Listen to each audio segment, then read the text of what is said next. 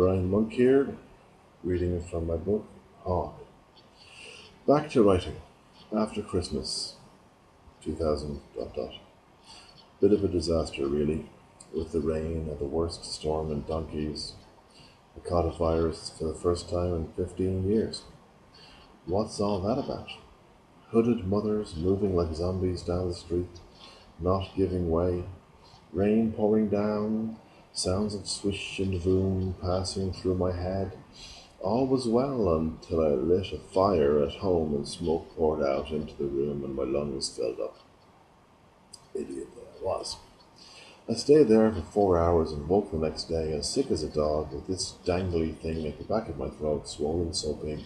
Whenever I breathed, it flipped up onto my tongue, then back down into my throat. I thought I was going to choke. So, after failing to see my niece and nephew in Ireland because my brother was acting like a psycho, there was Christmas, full of tears and discipline. The jealousy of the unfit, unmanned brains, angry devils beat me, but couldn't keep me down. I realized that again, America was out of reach and all the hard work I put in saving was going towards a very rainy day. Still, that's life, eh?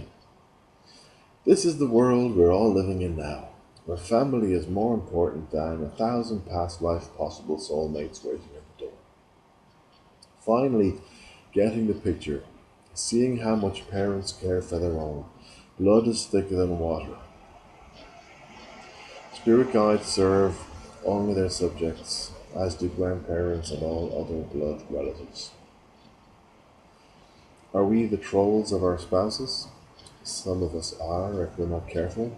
We became devils along the way, losing track of our intentions, losing our light, wandering off the path.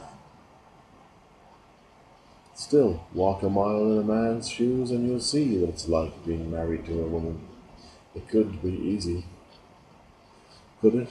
Just ask any woman who's had a sex change and she will be direct and honest. It's a nightmare.